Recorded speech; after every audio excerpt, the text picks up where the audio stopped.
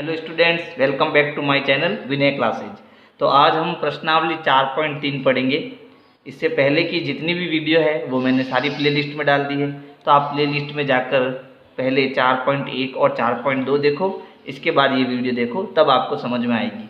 तो चलो, पहला प्रश्न है, नीचे दी आकृति में कोणों के नाम लिखिए। यानी यहाँ पर हमें एक आकृति दी हुई है और इसके हमें कोणों के नाम लिखने हैं। तो पहले तो आप बताओ इसमें कोने कितने हैं। तो देखो, ये एक कोना हो गया है ना, एक, फिर दूसरा, तीसरा और चौथा। यानी इसमें 4 कोण हैं। कितने कोण हैं? 4 कोण हैं। और 4 कोणों के नाम लिखने हैं। पहले तो कोण होता क्या है, तो देखो यहाँ पर एक शीर्ष है ना, एक बिंदु है। इस बिंदु से जब 2 किरणें निकलती है, कितनी किरणें? 2 किरणें। तो इन दोनों के बीच जो झुकाव होता है उसी को हम क्या कहते हैं? कोण कहते हैं। उसी को हम क्या कहते हैं? कोण कहते हैं।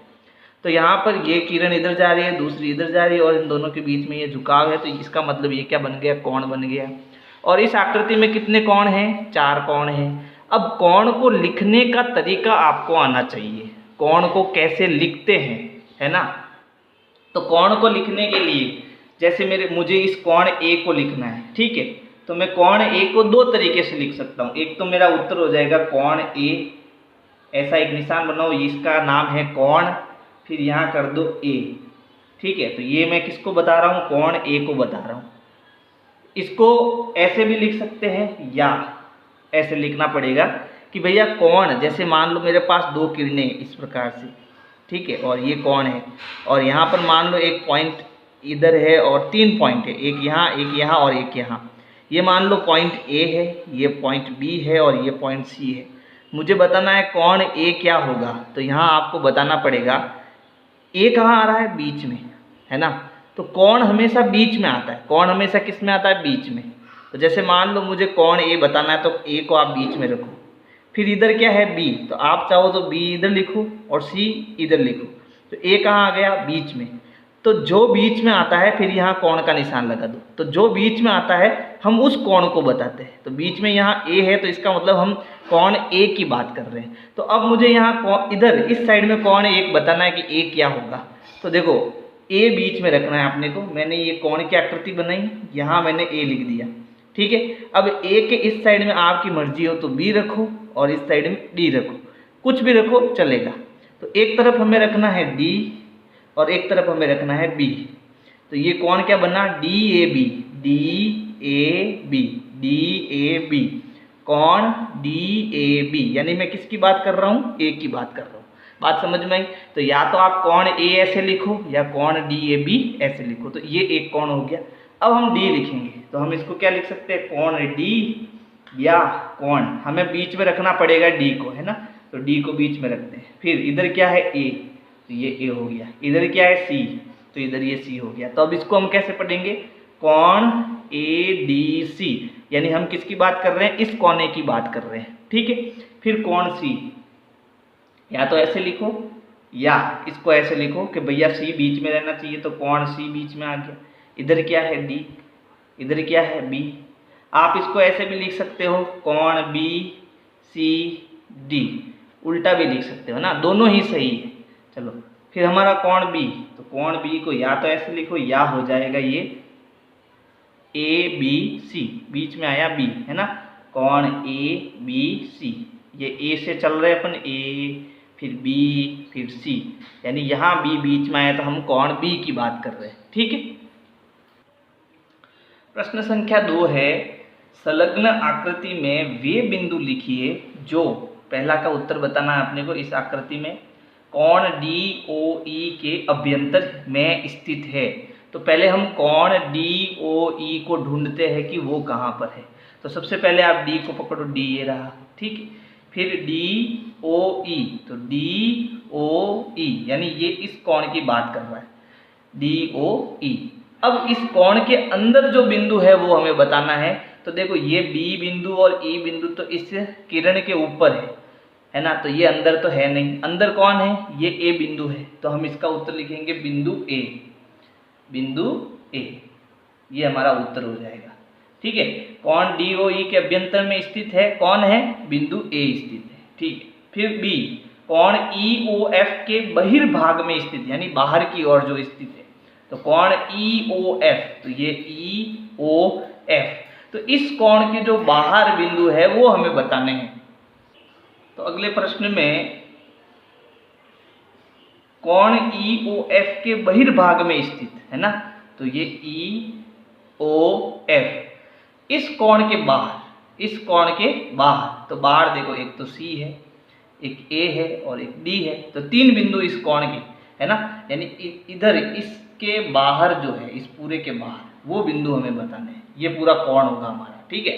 तो इसके बाहर कौन है, C, A और D, तो बिंदु C, A और D, ये तीनों बिंदु क्या है, बाहर है ना।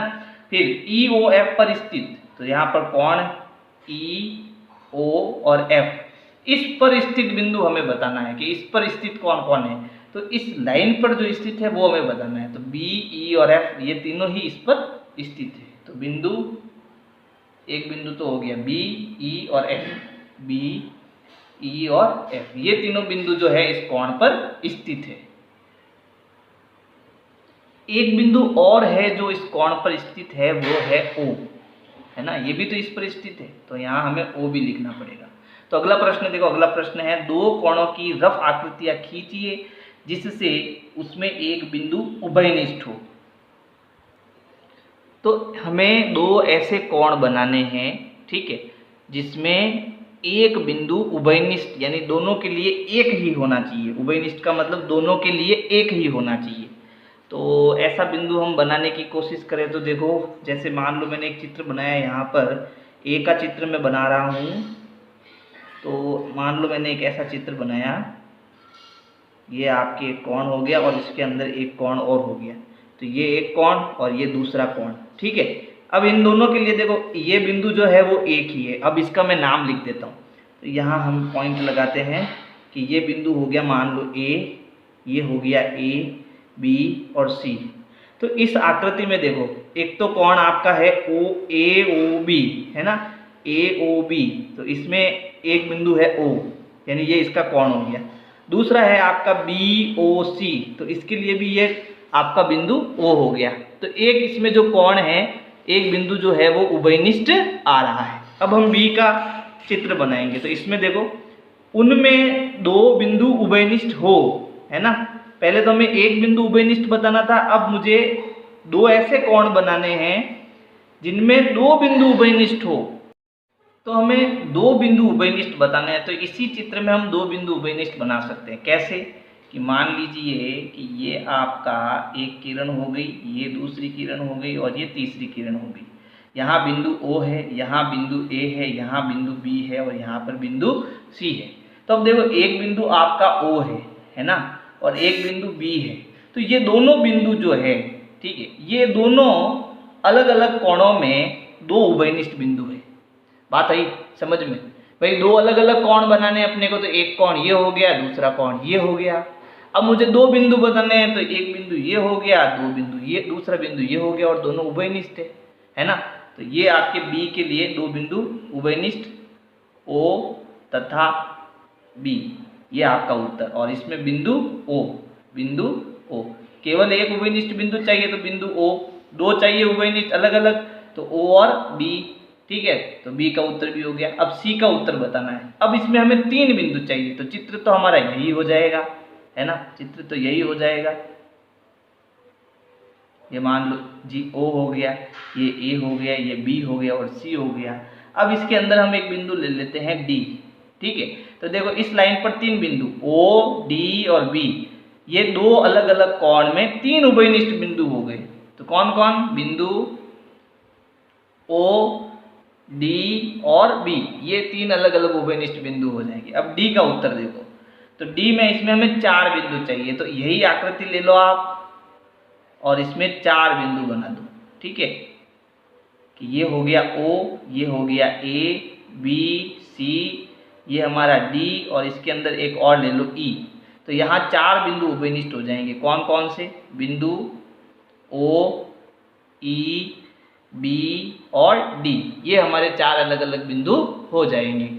फिर अगला है, उनमें एक किरण उभयनिष्ठ हो, तो यही चित्र आपका A, यही चित्र आपका काम आ जाएगा।